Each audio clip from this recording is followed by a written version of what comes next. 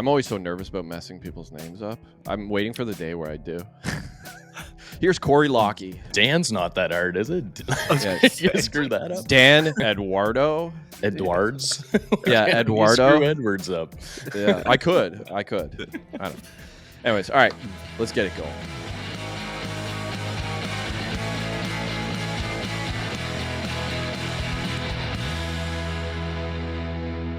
Welcome everybody to Second Story. I'm Josh Cybulski. Here with me always is Corey Leckie. Corey, what's going on? Hey Josh, what's happening, man? Not much. I was actually thinking about, I always introduce you as here with me always, but we might be doing a show tomorrow where you're not here with me. So I'm going to try to get there, but I might be running late. We'll see. No, I think it might be a good show without you, to be honest. But we almost had that happen last time. That would have been something. Yeah. Anyways, well, good to see you. Hope you've been well. I'm doing all right too. So today we got a very special guest. Joining us on the pod today is Dan Edwards. Dan is a motivational speaker, mental health advocate who talks to people about his journey.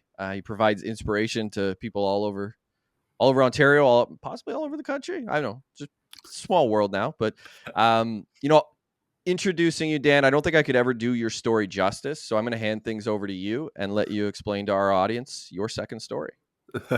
Thank you, guys. I appreciate it.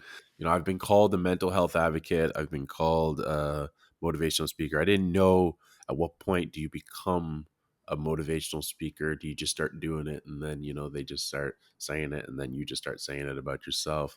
I also do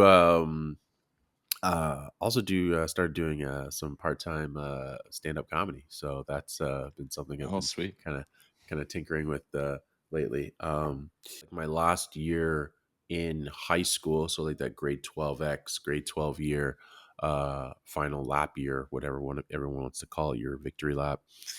And I was big into sports, and a buddy of mine, who we were about to be on the same football team technically, because he's 3 years younger than I am. His name is Zach. We're hanging out at a party one night, and we just started kind of play fighting, just wrestling, messing around. And Zach, he ended up picking me up and dropping me on my head.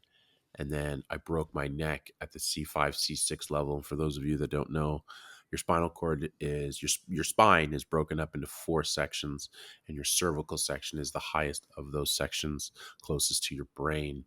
And so depending on how high you go, that's the more limited mobility you will have, right? So if you're in the cervical section, you be very limited with your fingers, your dexterity. Sometimes even your breathing is compromised when you have an injury to your spinal cord in that section. So it's dangerous. It's dangerous, period. But in your cervical section, it's very, very dangerous. So broke my neck at that level.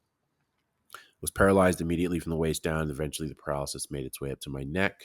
And then that's August of 2006. So we're coming up on 18 years now since then. And since then, my life is completely different. I'm not playing sports.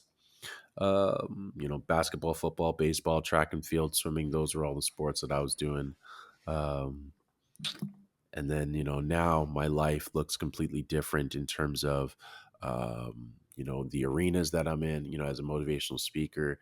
I always, wanted a bit of an attention seeker growing up, class clown, kind of kid, but always gaining attention, always wanting attention. I always thought, whatever it would look like as a kid, you dream, NFL, NBA, whatever, right? A crowd screaming your name kind of thing. But I realized that it just looks different now. I still get that rush of the crowd. It's just, I'm doing something to inspire the next generation, talk about, what I went through after my injury, regaining as much movement and mobility as I possibly could in the years of rehab afterwards, being able to drive a vehicle, being able to travel, being able to, although I haven't been on a plane yet, that's on my list to do, but driving wherever I want, living on my own now, as I mentioned to you guys earlier. These are things that I didn't think could be possible. And then as I've continued to just, persevere, and I've had a community behind me, a family behind me, my friends behind me, my faith with me, I've seen that you don't always know how this is going to turn out. You just, kind of keep your head down and just keep going, and the results will come, kind of thing. So I'm really thankful for how far I've come. I'm at the point now where I went back to school during COVID to get my social service worker diploma at Lambton College, and then I transferred to get my bachelor's of social work at King's University College at Western Ontario. So currently Nice. in the middle of that, finishing. I got one more year of that, and then I'll have my bachelor's of that. But of course, I'm one of those crazy people that loves school, so I'm applying for my master's after that. So, but I'm excited for that. But again, like none of this was on my radar, on my docket. None of this were things that I thought about. So Dan, prior to the injury, like what path were you on? Because I know there was talk of like football scholarships and different things like that, correct? Yeah, so part of that, because like that, I don't want to say that like got blown out of proportion, but like because like in Canada, like we don't really have like a sort of scholarship kind of thing, or maybe we do now, but at the time we really didn't. But there were definitely scouts and conversations involved, because we had a coach that was had ties to Vancouver.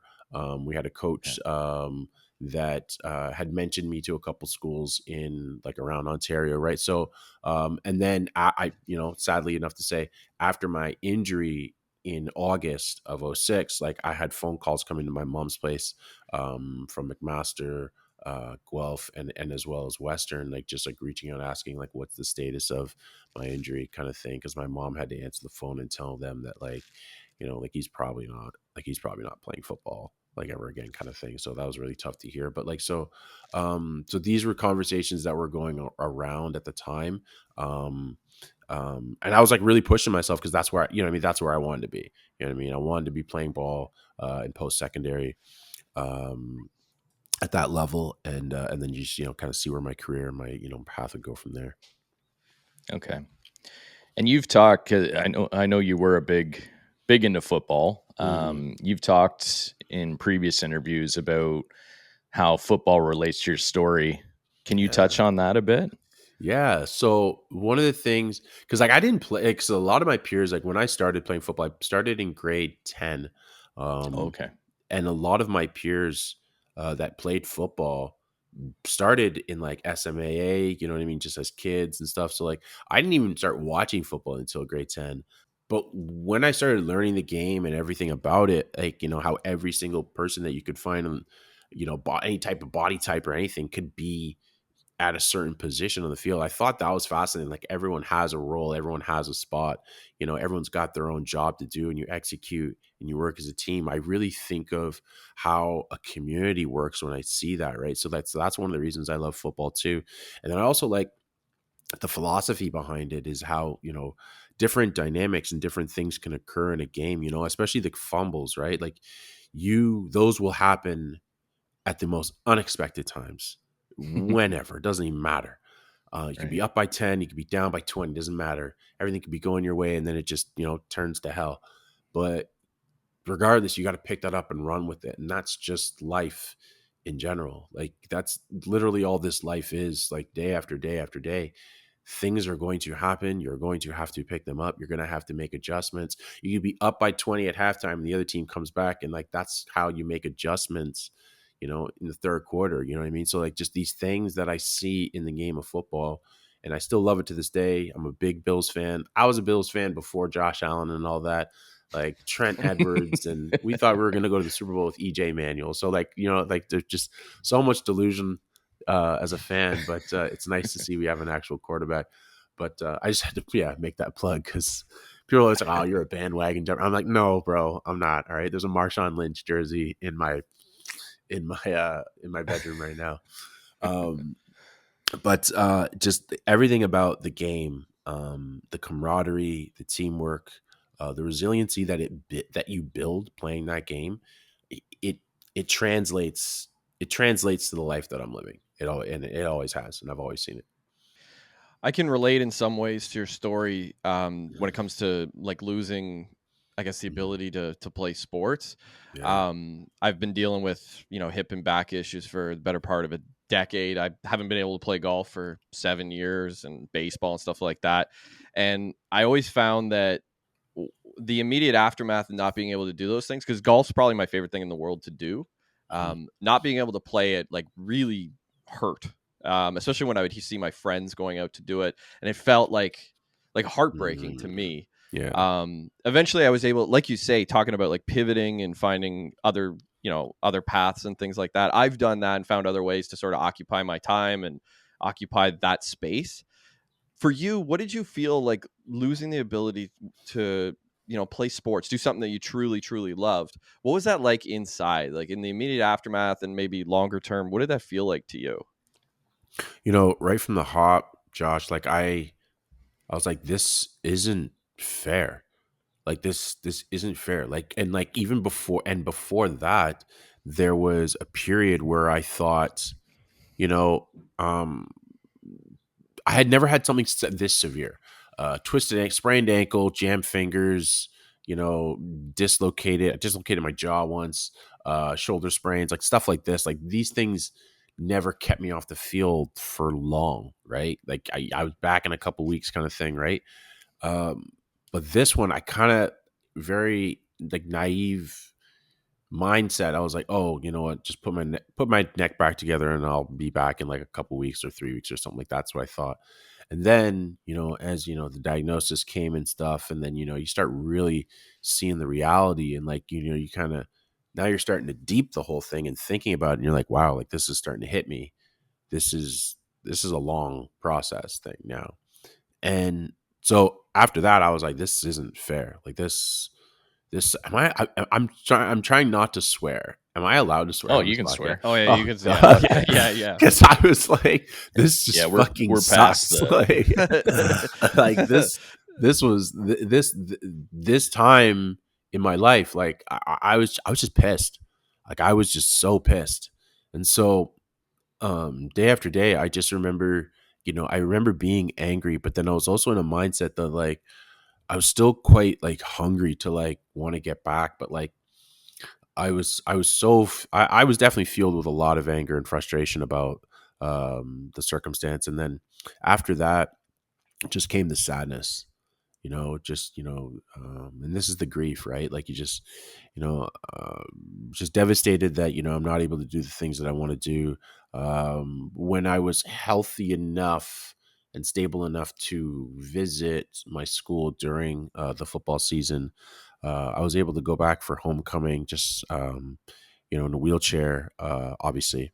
Not a lot of almost no function in my arms and legs still, or obviously not in my legs, but like very, very limited compared to what I have now in my arms at the time. And like just having to like navigate that was just like, just very, very difficult. But I was given a lot of support like from my peers.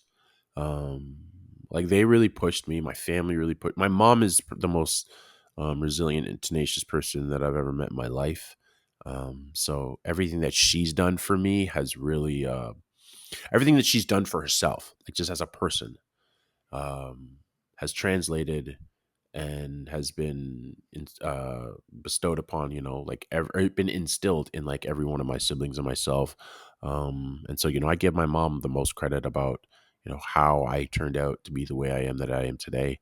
And so just looking back on it, like that frustration, just not being on the field. Oh my God. Like it eats at you. It really, really does. But then I still have the love for it. It just, it just looks different. And I think I coached for like a couple years afterwards. And that's, you get some reward. There's some gratification there too. So, but yeah. This episode of the podcast is brought to you by Bad Workwear North America. They're a fashion-forward workwear brand from Australia with a wide selection of workwear for men and women that is not only durable, functional, but it is modern and stylish as well. With items like slim fit work pants, waterproof hoodies, as well as a robust women's line, you're sure to find something that you'll love. They offer free returns and exchanges on all orders, and listeners of this podcast can head on over to badnorthamerica.com, use the promo code Second Story at checkout to get 10% off their first order. Again, head on over to Bad North America, go treat yourself to some new gear. You know, my dad years ago had this workplace accident, and after the accident, the doctors told him like he was inches away from basically having his head pretty much taken right off. And that was something that he always carried, was like life was a matter of inches from, being snuffed out for him. I always thought about that too. And then I saw your story. I was like, that's sort of the inches the other way, where it doesn't work out as well. Which obviously, like, life goes both ways, unfortunately.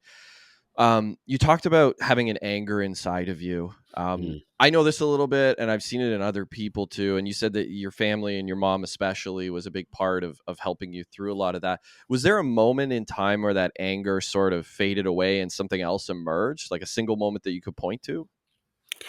Oh, I have a few of those. Oh my goodness. I have a few of those. So like one of the ones that I started talking more openly about the last couple of years is where the frustration boiled over to the point where actually I'm going to tell two of them. One was the I had moved from I moved from Victoria Hospital in London to Parkwood Hospital, the rehab hospital right across the street. And my very first night there, I sobbed. Like, I woke up in the middle of the night and I just cried. And the nurses came in, and and then that was my why me, like, like why didn't this happen when I was 70, 90 years old, whatever, right? You know what I mean? Like, why is this happening now when I'm 18 years old, right? And so that was that moment. I wouldn't say there was a big turning point there, but that was definitely a very that was a milestone, because I believe my every incident like this, a patient has a psychiatrist or a psychotherapist that visits them, right? And so I remember when I was at the Victoria Hospital, the psychotherapist came and said, have you cried yet? Like, have you displayed any type of, And I said, no, I'm good. You know what I mean? Like, the newspapers were saying Dan's spirits were up, and I was like, yeah, it's true, because like I hadn't had, you know what I mean? And that's kind of how I thought I was just going to ride it out, right? And then the breaking point would have been that night, right? Just sobbing all night. And then maybe about a month or two after that point, I didn't go to physiotherapy. Every person on the floor who's got a spinal cord that's not able to make it down to the physio room by themselves, they have like a transporter, someone who works there to come just bring them to their appointments, right? And so the porter came to bring me to my physio, and I told him, no, I don't want to go today. And he left. And then my physiotherapist came up to my room because she realized, obviously I wasn't there. And then I was in the room again, crying again. And just, that's when like I was so frustrated with just like how this is. But I remember this was a very big like turning point for me. And again, I've had other ones after this, but this one really sticks out for me, is that I had asked her, have you ever seen somebody do this? And I know that sounds vague, but like she knew exactly what I meant specifically. Because the thing that some people you may not understand or know about the spinal cord, or specifically nerves, is they don't regrow. Like, you don't get them back. Like, when you cut your arm, it builds scar tissue, right? You know what I mean? Your skin's fine, your bones, they heal, they come back, stuff like that. That's the body. But the nerves are different. Like, they don't reassemble. They find new ways to do things, but like they're not rebuilding the thing. So if you just damage your spinal cord, it's damaged, right? So like you're not getting it back. So so the point I'm making is that like walking after like severing your spinal cord, that's not a thing. Like, you'd have to do a lot of like clinical treatment and experimental and like voluntary treatment to like get that stuff back. But like you're still paying a shitload of money for that stuff. And the results aren't going to be exactly what you want them to be. So there's a lot of risks involved when it comes to that. However, I say all that for context because, that's the gravity of the situation. It's like the likelihood of you ever walking again is very, very, It's like next to zero. And so when I asked her that, I understand the magnitude of the question that I was asking, but I just had nothing in me at that point, and I just kind of didn't care. I just wanted someone to say like, this is actually possible. And so I asked her, have you ever seen somebody do this? And the answer she gave me was probably, it wasn't yes, it wasn't no, but it was exactly what I needed to hear. And she said, I believe that you can. And that shifted something in me. And I'm not going to say it's like a light switch went off or something like that. Like, that one scene in the movie where now you're going to like a montage of just, just cut to the busting it out. montage. Yeah. Right. But I will say that like there was something that just kind of sparked a little bit. I never missed another physio appointment. Um, I was very diligent with that. If in fact, like I was going to more physio than I was before after that. Um, my mom told me even, maybe a few weeks or, some time after that, you know what I mean? She's like, I don't know how you do it, but I'm proud of you. And like, I believe that you can do this. And that's one of the things that like I do emphasize in people today is that how important having someone that believes in you can change things. I don't know if you guys are familiar with Simon Sinek. Mm-hmm. He's incredible author. So good. He really emphasizes like how you just need one person that believes in you, and like your life can change. And like because connection is everything is relationships in this life. Relationship with yourself, relationship with your parents, your family, your friends, nature, community. All of this is all relational. And when you have that connection, when you have that belief that someone believes that you can do something, it changes. No matter what the circumstance is, it just changes it. Like, the perspective shift just begins right then and there. Just acknowledging, yes, this is impossible, and it can be impossible, and that's fine. But having someone believe in you, even though you may not believe in yourself, that allows you the possibility to say, why not? You know what I mean? Just like, Mm-hmm. maybe I can. Maybe I can. They see something I don't see.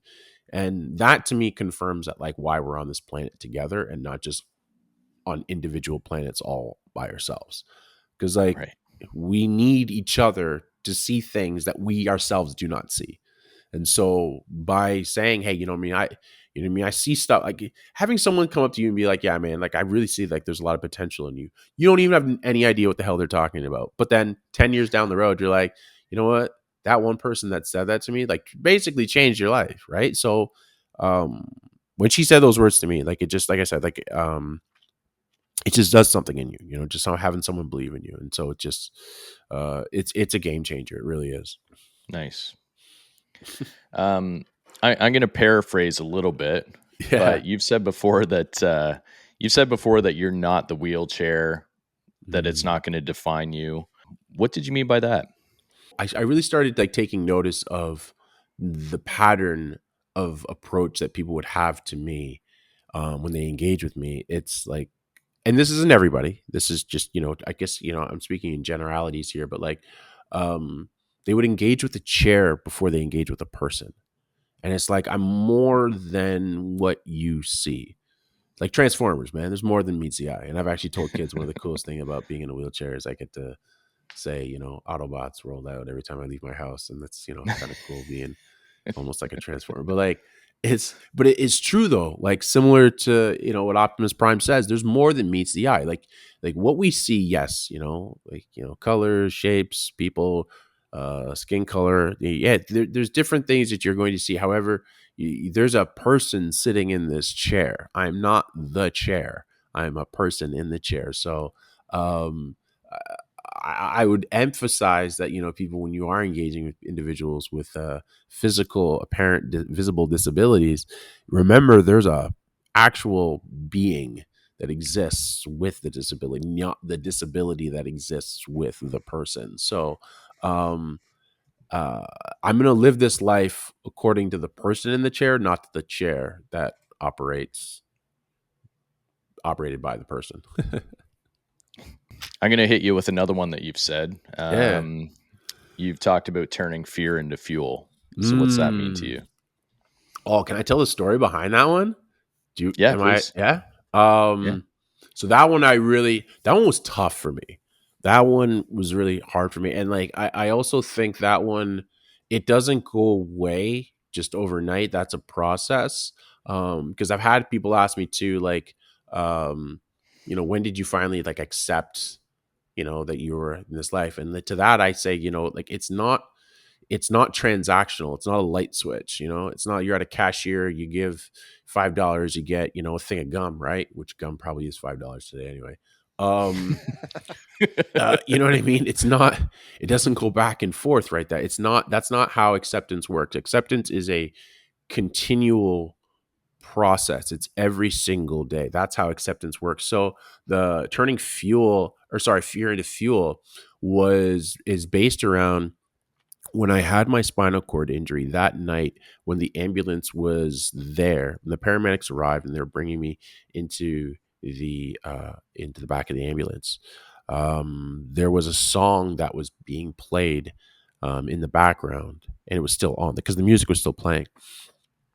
The song is "My Hood" by Young Jeezy. It came out in, like, I think late 2005. I was still bumping it in 2006.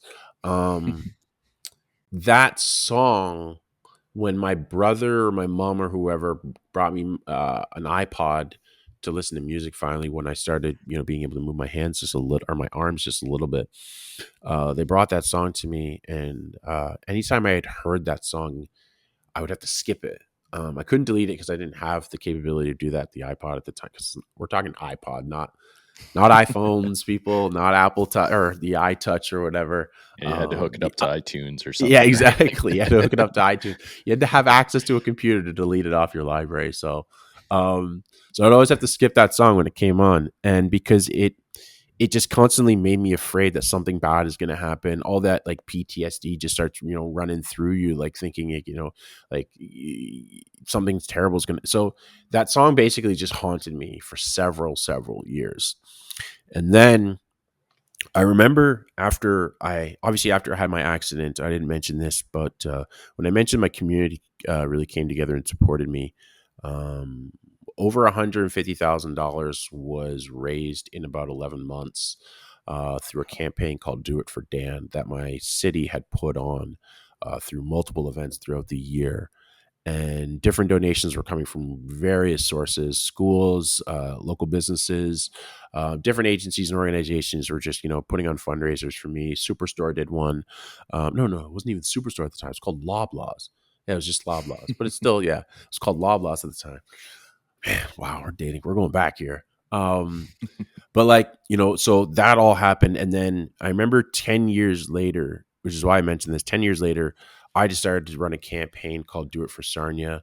All the money that was going to be raised, my goal was again $150,000, similar to what was raised for me. And that money was going to go towards the mental health and addiction services unit at the Blue Water Health Hospital, where I was living for about 10 or 9 months after my spinal cord injury, waiting for my mom's home to be finished renovating. And so why I mention this is because I had decided to put on a speaking event at the Imperial Theater in Sarnia.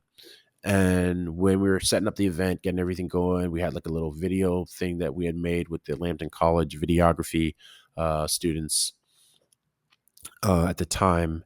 And they asked me if I wanted like an intro song, right? And so I decided that night that I was going to have that song be my intro song that I come out on stage to, because what I wanted to do was I wanted that song to no longer have like the mental and psychological hold that it had on me. I wanted it to be redefined. I wanted to give new memory to something that had a terrible meaning to me, or terrible association uh, in my life. So, and it wasn't easy. It really wasn't easy because, like, listening to that song again, like I said, like, I'd get the shakes. You know what I mean. I would think about that event. I would think about that night, right? And then I decided that, what, let's make that. Let's change. Let's flip that kind of script a little bit. Let's give new meaning to something. that really kind of like tormented me. So had that song playing when I came out, and I think I was talking to a friend of mine, or I think I may even mention this in that video that I mentioned when I talk about this, is that you know what I mean. Like if you saw me that night, at that point, you met a different version of me. You know what I mean? Like from then on, I have not been the same. I can tell you that confidently. Like I have not been the same person since that, mentally, emotionally, spiritually. Like that's definitely a turning. That's a milestone in my life. That I'm proud of myself for being able to have that. Because I've heard a lot of people that get in car accidents and they have something happen and then they're just like, I can't, you know what I mean? And they just run away from that song or that, that part of the street or that part of town, for the rest of their life kind of thing. And no shame or, towards those people for any of that. But like, I didn't want that fear to run me anymore. Yeah. It's almost like your brain processing it, right? And filtering it through so that you can actually deal with it. Yeah. I know some people have talked about that with like grief or PTSD. Like, I know a couple of people who have PTSD from personal things in their life, and they've started to go through different therapies to sort of deal with it. Sounds Yeah. not a little bit like what you went through trying to actually process it. Yeah, like you go through like things like CBT, like exposure therapy, where like you just add a little bit of the thing, so that you expose yourself to it gradually in a very safe environment that like allows you now to like be okay with that thing that now that has a hold on you. It really does get a hold on you, and I didn't want something, because this is something that I felt like I could control. There's not a lot of things that you can control in this life. There really isn't. But when you surrender to that, surrender to the fact that like, what, it's okay that I can't control it. Let the emotions come. Let me feel what I got to feel with this, but I don't have to be afraid of it. The illustration that I kind of, give people when I'm thinking about, when it's like fear or any other emotion that exists in us, it's similar to the movie Inside Out, which I think is a fantastic movie and illustrates emotions very, very well. Is that, fear can be in the car, but it doesn't have to drive. Like it's allowed to be in there. It can be somewhere in the trunk, it can be on the passenger seat. Doesn't matter. Sometimes it is driving, and that's not a terrible thing. You know what I mean? Like fear prevents us, it makes us feel safe. Prevents us from doing things that we probably shouldn't be doing, right? But like it doesn't have to drive all the time. Is the point, right? So that's how I kind of, I was just like, it's time for fear to, take a back seat. Just take a back seat when it comes to this.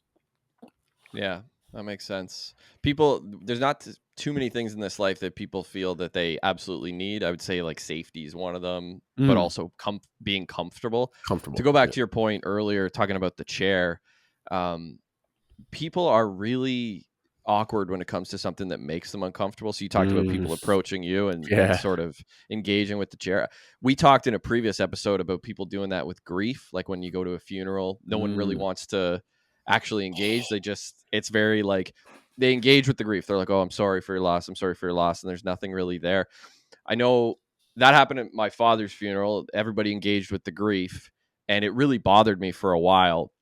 But it was afterwards when I actually saw that people had we were donating to a hospice, and people had engaged with that and they put their money towards it and things like that. And that kind of gave me a little bit of comfort, because I was like, okay, it's fine. They don't want to engage with me, the person, or my family, the person behind the grief, but that's kind of their way of showing Yeah. that, they have empathy and they support and things like that. I tying that in because I wanted to talk a little bit about the Do It for Dan campaign that was originally done. What did that campaign mean to you and your family back when it was started? It meant a lot to my mom. Obviously, meant a lot to me. It really did. It's not something that I expected. I had a rec therapist at Parkwood who had mentioned to me that he'd been doing this job for more than 20 years, and he said, "Dan, I've never seen the kind of community support that your community is doing for you." He's like, I've never seen this before. And so, that kind of put it in a little bit more perspective for me. And that's only when it started, because like I was only at I was at Parkwood at that point only for like 4 months, and like this thing went on, for the rest of the year to like capitalize at 11 months and $150,000. So it meant a lot to my mom though, because my mom is someone that she really emphasized relationships. She always told us that, like, I grew up, my parents split when I was 4 or 5 years old. I don't have a continuous relationship and contact with my father. It's very estranged. No resentment there. There really isn't resentment there. I just understand that, some relationships look different, but my mom always emphasized, seeking out relationships and finding support in regardless of whatever's going on in your life, right? Like if it's not her that can support you, she would tell us like, seek counsel where you find trust. And it's like, so people that you trust. So those for me, coaches, teachers, of course, the vice principal, because I was in detention so much, right? But like, you know what I mean? Like you find these people that you trust, and that's where you seek counsel. And my mom was such a giving person, such a kind person. She's still alive. I'm talking about her. She but like past tense, I guess is what I meant. But I feel like the kind of person she was, like at the time of my accident, those were just seeds that were being planted for something that I felt like I ended up receiving a lot of the fruits, from her labor, because she had emphasized treating people and doing things for others. And I feel like this was like, how people gave back to her. And of course, um, I did have some incidents where I was doing things not for the benefit of myself, but for, the bigger picture for others. So, I had a friend once mention in a newspaper article that like, if this happened to any one of us, he would do the same. And I'll be honest, like, and this is one of the things what I meant, like about how, we're on this planet together, is that like people see something in you that you don't see in yourself. And so like, when I read that, I was like, I honestly don't, I didn't know that. Like, I didn't know that people would thought that I would do something like this, that I would go out of my way. I didn't know that. Like maybe I could have felt that, but honestly don't know if I could do exactly what, my friends and my community have done for me. Would I be able to do that for them, what they've done for me? So it honestly meant a lot. Like it really did. Because it changed. This is another, quick story about that. Because like it doesn't happen to everybody. It really doesn't. Because like for context, for your listeners, we're talking about a time period where GoFundMe didn't exist. Like we're also talking about Instagram didn't exist. Social media didn't exist. Facebook just started in 2006 and 7. You know what I mean? Like Snapchat wasn't real. TikTok wasn't here. Like Pinterest, I think, was starting maybe 3 years later. Like Twitter was here, but it wasn't what it was. So like radio, television, newspaper, phone call. This is how you donated money. Like this is how you got it done. And so we're doing this before the world of GoFundMe, which I'm definitely grateful for because so many people are able to be reached through that. And I think it's a fantastic vehicle for supporting people. You want people to be there for you when you fall. It's hard to ask for help. Everyone is challenged by that. So for people to just show up, that means the world. That's incredible. Because like you need help. Like you do. But like you know what I mean? I wasn't, obviously I'm still in the hospital. I'm not asking anybody for help. You know what I mean? I know my mom didn't rush to, so like my friends in my community, they came together to do that. And so that, that means the world. It really does. Is that the major driving force behind your own, giving back to the community? You mentioned do it for Sarnia, and you have other things that you're doing. Would that be the driving force? That was definitely when I started do it for Sarnia. That's definitely yes, because not only do I feel indebted to my community, but like that made me realize that really opened my eyes to like my one of my teachers came and brought me. There's another dating. He brought me a portable DVD player, and he showed me on the DVD. He showed me a video that was taken of the first like Do It for Dan event, and there was like thousands of people there. Like I was like, how is there so many people there? This is incredible. This is crazy. I realized how the events and the actions of 1-2 people, right? The life of one person can have an impact on that many people. So I realized very quickly, and I mean very quickly, that there's a bigger picture here. Like, and it's really big. Like this many people on a Saturday are, changing plans or making plans to do something that a week ago they weren't doing at all. You know what I mean? It's like, and they came to do this and give money. I'm like, my life. I'm not saying my life is insignificant, but like my life has more meaning than the things that are just going on in my life. You know what I mean? Like other people are affected by the actions and the choices that we make. And that is something that I learned or was just introduced to very quickly. So when it comes to, giving back to the community, I realized that yes, like there's a bigger picture here. And I don't want to call it an obligation, but like I feel like as, we have the same address living on planet Earth. I believe we have a responsibility to each other. I just can't. I can't think of this life any other way. I really can't anymore. Like, and before that, maybe not. Obviously, but like, I can't think of life any other way. I want to talk about connection, as you just were with Mm-hmm. people. And I want to bring up your friend Zach, who was also Yeah. involved in the accident. And maybe we could go into a little bit about what actually happened. But Mm. I was watching that short documentary that you're in, Unbeatable. Yeah, And yeah. you talked about your friend Zach, and he's the one that you were play fighting with when the accident happened. And you were asked if you resented him. Mm. So maybe you could touch on Zach, the story, but then also talk Yeah, a bit about resentment. yeah. And so it was crazy because like we're talking the time of like MSN too, right? And so cell phone, like, I'm telling you, man, I'm really telling you, cell phones started around this time too. Like your friends started getting cell phones around this time. Yeah, I Um, got my first one when I was 28, which was 2008. Yeah. right. So 2007 was 2007 is when I got my first one, right? And so there were rumors going around that I hated him, that I was mad at him. And I just couldn't wrap my head around that. And I got to go back a little bit further than that night because one of the things that I had mentioned about like resentment with my father not being around, um, my parents had an abusive relationship. And as a child of domestic violence, I wanted my dad around because, you know what I mean? I always see my peers having their fathers around, right? They were always in their picture. And not having that, you know what I mean, that stirred up a lot of resentment. So I got to a point around that time before my accident that I wrote my father a letter saying, you know what I mean, like, thanks for giving what you could when you were around. Like, just thank you.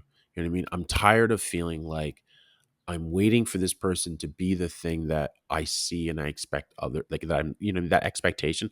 I'm tired of that. You know what I mean? I forgive you for not being here, and you know what I mean. And just I don't know. I just had a turning point where I just said, you know what? Let's let this go. Let's let the resentment go. And I really believe that set me up for something that obviously I couldn't have planned for, but it set me up for something that I had to be like, you know what, I don't resent this person. I don't hold resentment against this person. Because I'll be honest, and I've told him this, I think he's one of the greatest people I've ever met in my life. Because how he carried himself, and I found this out from his girlfriend, now his wife, but the girlfriend at the time. His wife was telling me that, he was sad sitting in the cafeteria when, other people were laughing and he didn't want to laugh. And, because Dan's in the hospital, probably not laughing. And when I found that out, I told him, man, listen, bro, you gotta get your shit together. You gotta do your thing. If it's in the classroom or in the field, I mean, I need you to do your thing because if I'm out here doing my thing and you're in there not doing your thing, I'm gonna be pissed, right? If you're in there sulking while I'm out here busting my ass, I'm gonna be pissed off. So you get to fucking work and I'll get to work, right? Let's just get to work. Whatever this is, whatever this looks like, let's just do it together, kind of thing. And that's what I said to him. And so he'd come visit me in the hospital like weekly at one point. We would keep in touch. When I had the strength, he would invite me to games at Guelph because he was playing at at Guelph University. I even remember, and like, I mean, I'm, very honored that he did this. He was going to go back for his next year, or no, his last year, his fifth year. He was debating whether he goes back and plays one more year or accepts his, what is it? He got accepted into med school, and so he could defer it for one more year and then play more ball, right? And he came to ask me. I was like, bro, what do you think I'm going to tell you? You know what I mean? Of course, go back and play more ball. Of course. Like that's a no. If I had an opportunity to play some more football, are you kidding me? For me, the answer is always yes. It's always yes. So he did. Their team ended up going to the Yates Cup, which is a big deal. By the way, it's the oldest trophy in North America. The Yates Cup in Ontario is the oldest trophy in North America. They lost that game, but like it was a fantastic season. If you look it up, there's a game they played against Queens where they were down like 24 points in the fourth quarter, and they came back to win the game in overtime. It was the craziest game I've ever seen in my life, and he ended up being the player of the game because he ended up getting like an interception, a fumble return, and like a touchdown. Like, bro, he turned out. It was the best game I've ever actually seen in my life. It was the coldest game too, but it was so amazing. But anyway, my point is like seeing the person that he has become, the man he is. At the time, he was just a really cool uncle. Now he is a father of 3. He invited me to be the MC at his wedding. That's hands down the number one best wedding I've ever been to. I'm hella proud of the man that he is, the man that he was, the man that he's become. Because like he has really shown me that that you have to do these things together. That you have to do when you go through shitty things in your life. You gotta do them together. And I know that sounds hella cliche and hella corny, but I'm gonna speak to my human experience, and my testimony will read that like this is the only way to get it done. Like this is how you get it done. It's like you got to do it together. So resenting him was something I never ever did. I never did. I looked at him and said, bro, this is an accident. This happened. Let's just grind this out. Let's figure it out. Let's work together kind of thing. You know what I mean? Like you do you, I'm going to do me, but let's do it together kind of thing. Because I'll be honest, like I relied on him pushing himself to push me. And I know he'll say the same thing. Like seeing me get stronger, get better, that made him more at ease. And more confident, more secure, more comfortable, right? So like it's we still obviously still keep in touch today. My man's busy, like being a doctor and everything. And 3 kids, nightmare. What was he thinking? Getting married too? Like, bro, what's wrong with you? But like, so we keep in touch. I know he's there. I feel him all the time. I know, the kind of person that he is. So, no, he's a hell of a man. He's hella nerdy too, but he's a hell of a man. So as far as I'm just going to go back to resentment here for a second. What advice do you give when you're talking to students and stuff? What advice do you give them around resentment? I keep it simple for them. I say resentment is the only thing in life that you should ever give up on. It is the only thing that you cannot carry that serves a purpose for you in the long run. It doesn't even it doesn't serve you much of a purpose in the short term either. I think there was an example of someone like holding a water bottle or something like that. That's on the internet. I like to think of it as, I tell the story of when your parents ask you to go get groceries from the car, right? And so when you go get the groceries now, I think there's 2 types of people that grab groceries from the car. There's people that make like 6 or 7 trips. And then there's those people that make 1 trip and you grabbing every bag, right? You're not 2 tripping this thing. You're going 1 trip. But when you grab all those bags, the objective is to get to obviously the kitchen table of the island or whatever, right? Get to the kitchen table and drop the bags. But here's something that you never would ever consider doing is you would never grab all of those bags and just stand in the kitchen. You would never just stand there for an extended period of time. You wouldn't just hold those bags for as long as you possibly can. You would actually get them, put them down almost as soon as you possibly can. Because you do know one thing that's going to happen. If you have paper bags, the bottom is going to rip out. And if you have plastic bags, they're going to rip in your hand because the handles are getting, you know what I mean? The handles of those bags are getting thinner and thinner and thinner. And then your arms are getting weaker and weaker and weaker the longer you hold them. That's not a scenario that you would ever think of doing. However, that's what we do when we're carrying resentment. We're holding those bags a lot longer than necessary. For what purpose? Why? Because you know what's going to happen the longer you hold them? Like those pickles are going to smash on the ground. Those tomatoes are going to be all over the goddamn place. There's going to be a mess. And here's the thing. You don't get to decide when that strap breaks. You don't get to decide when the bottom of that bag snaps off. You don't get to decide. But when it happens, there's going to be a mess. So resentment is something that you should never carry, especially for a long time, because the longer you carry it, the bigger the mess. I've never really thought about that. I know some people who have literally had their lives ruined by resentment. Corey, you know some of these people too. Like literally have held on to resentment for like decades and it's destroyed who they are. I gave up my 20s to resentment, I think, in my own life. Like I got through a lot of stuff as I got closer to 30, but yeah, my 20s were pretty much taken over by just feeling resentful towards people. Yeah. And I eventually processed it, like kind of let the bags go. But I've never thought about resentment all that much. I still hold some resentment just to baby boomers, but other than that, I'm good. I feel you too, because like there's things, and like, you know, I'm not going to get into these, but like there's some relationships that I have that I'm trying to work through that resentment, because the thing is, I know what it can do. And I think the scariest part about resentment, and I mentioned it, is that you could be at the grocery store, or you could be, you know, waiting in line at the bank or something like that, and someone says something, or something does some whatever, or if you have kids, my God forbid, you know, they say something to you and you snap. And the thing is like at that moment, that's when the bottom of the bag broke. And that's what I mean, is you don't get to decide when that happens. That's the dangerous part about resentment, is that like the breaking point will happen whenever. And so, you know what I mean? So I'm doing, you know, I'm in therapy. I think everybody should be in therapy. I really do. There's obviously a shortage of therapists and social workers. So, hey, that's why I'm, you know, good career to get into. Yeah. If only someone was going through for that. You know? Yeah, exactly.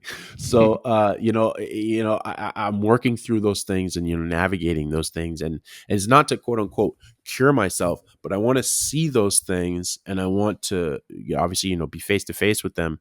And then same with, you know, the fear turning into fuel. I want that to fuel me to do more for myself and more for others. Right. So that resentment, you know, it like, if everyone, you know, if you like movies too, like, look at the relationship between Captain America and Iron Man.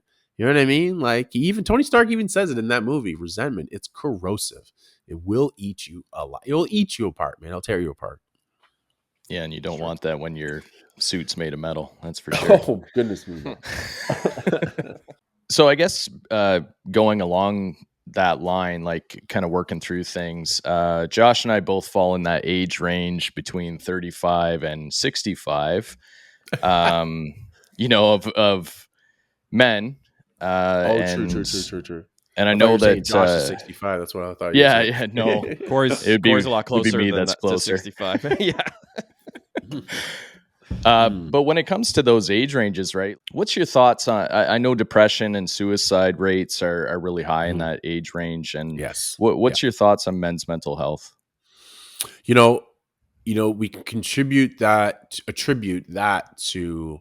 Again, I don't want to throw one generation under the bus. I do not want to do boomers?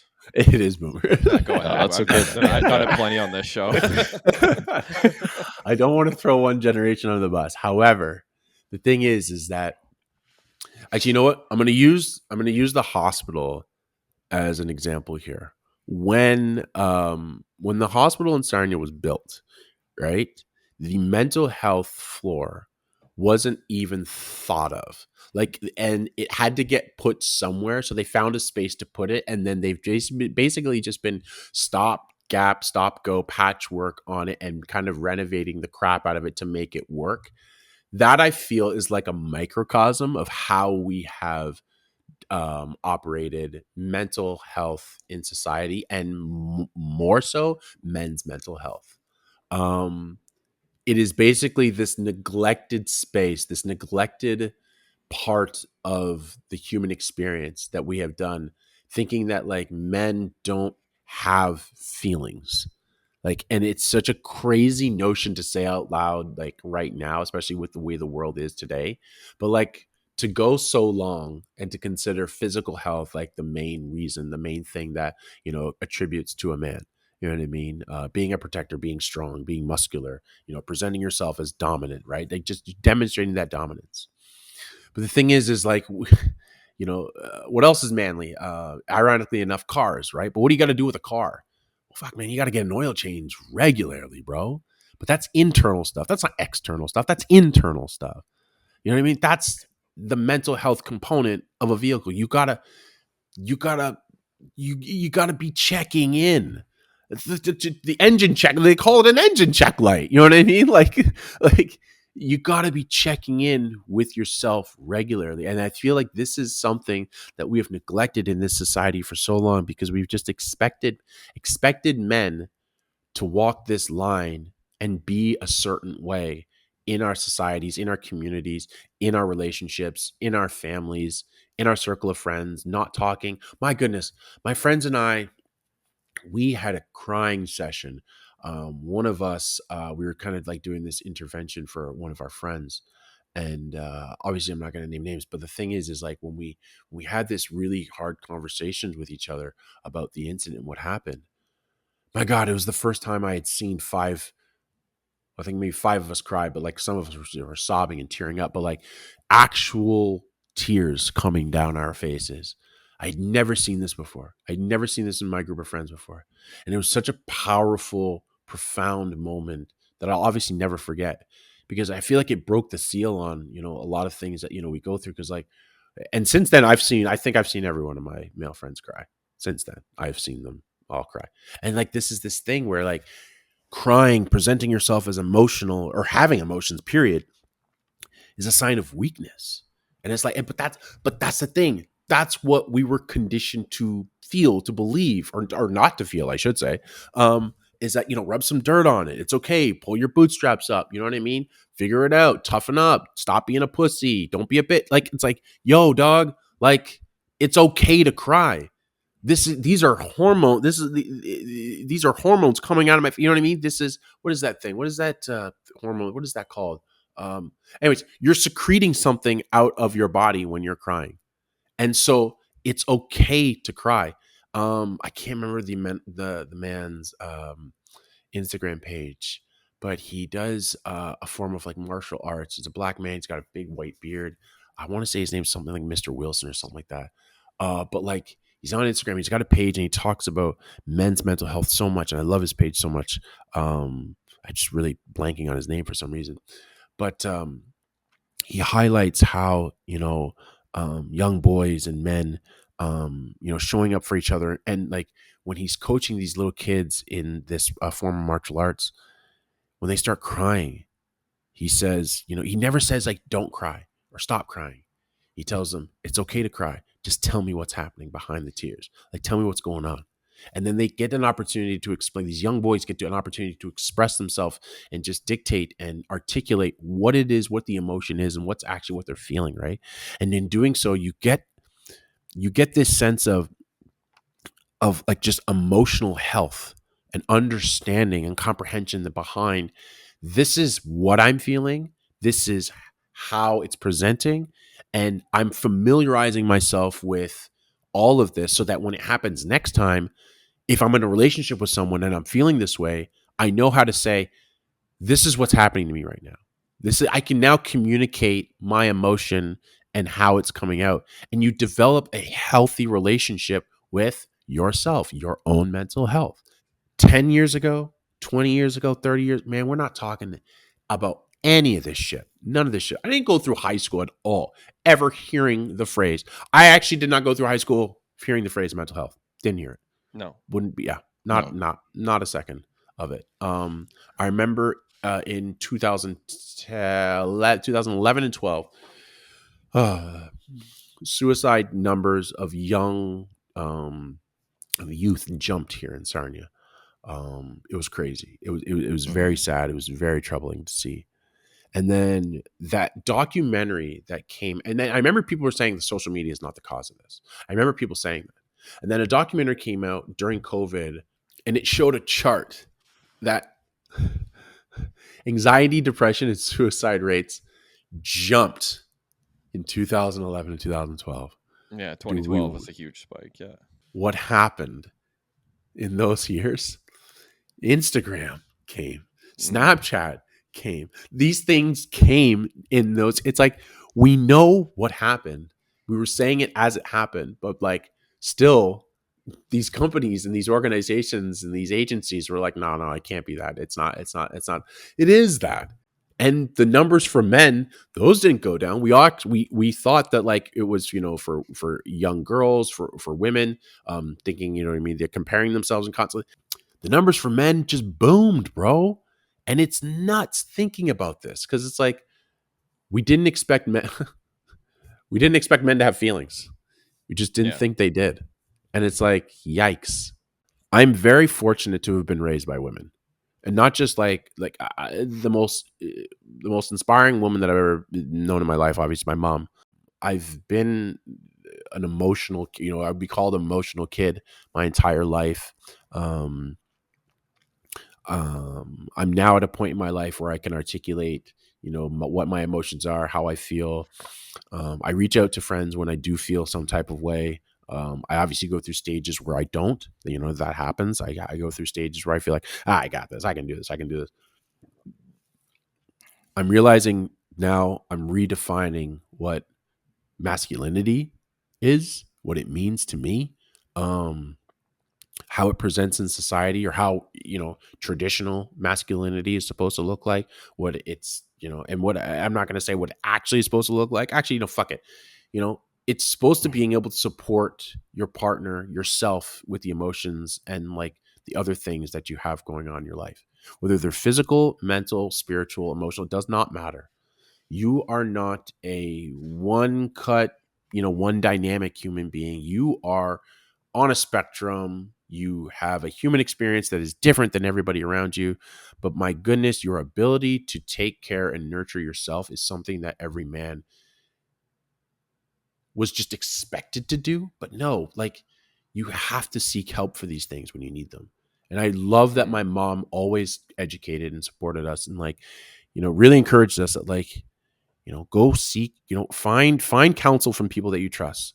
So like I said before, it was my teachers, coaches, vice principals, youth pastors. One of my youth pastor is probably one of the most influential people that I've had in my life. He really helped me navigate the relationship with my dad.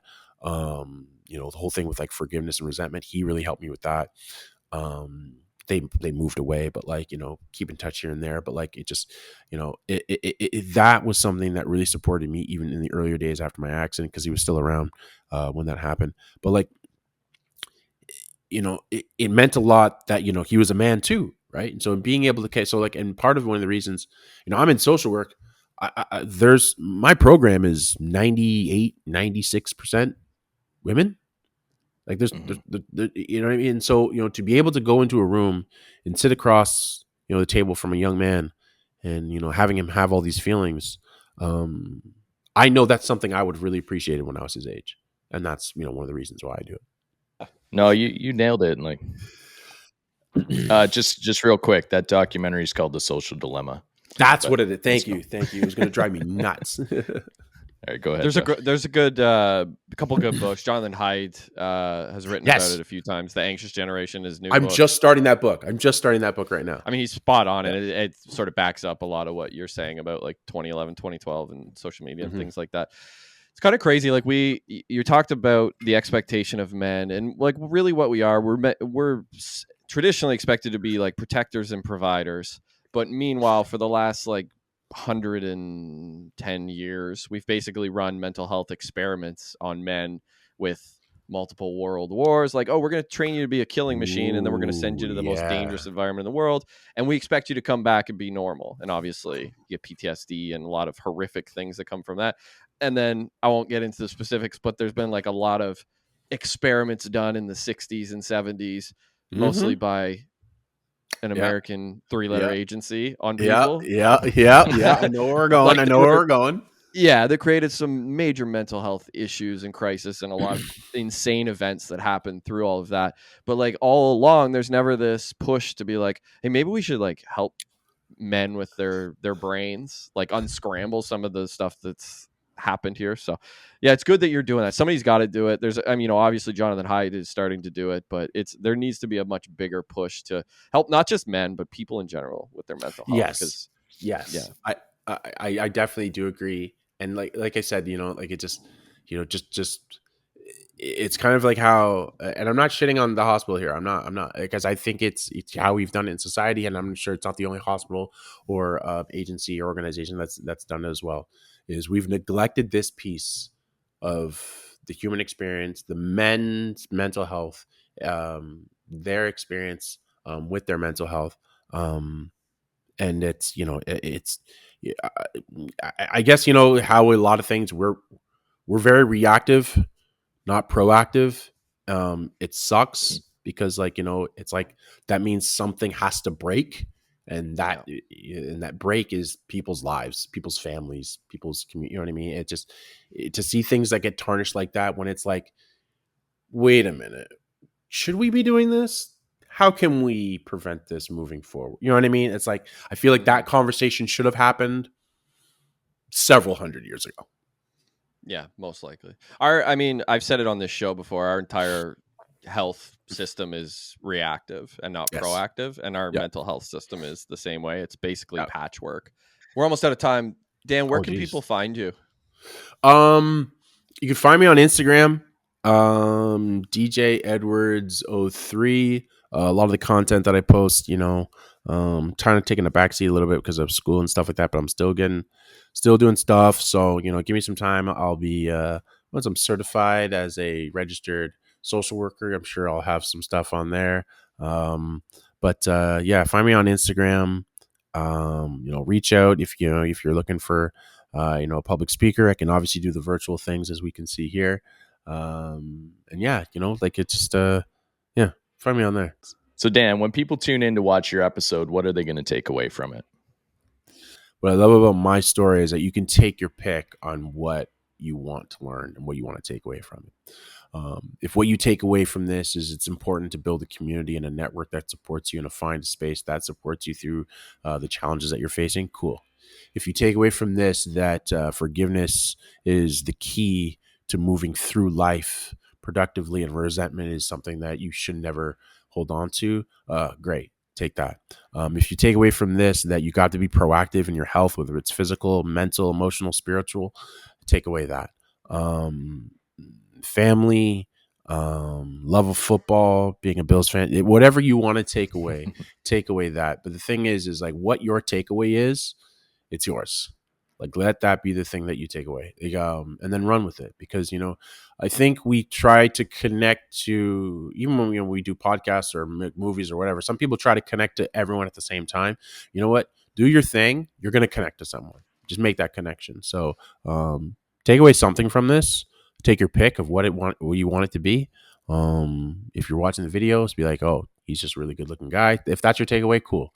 You know what I mean? So whatever it is, let that be your takeaway. Let it be that, and run with it. And, just continue to build something for yourself, support yourself, find people that celebrate you, not just tolerate you. And, find out that, I even mentioned that, there's a bigger picture here too. That's something I learned from my accident. And there's always more than meets the eye. So yeah, Optimus Prime. Go watch some Transformers then too. Let that be a takeaway too. That's awesome. I actually took away pretty much all those things, and I've definitely got a few things that I need to work on as I was listening to you speak. So nice. Me too. Thanks so much, Dan. We really appreciate you coming on Second Story. Nice. I appreciate you guys. Thanks a lot. Really love this.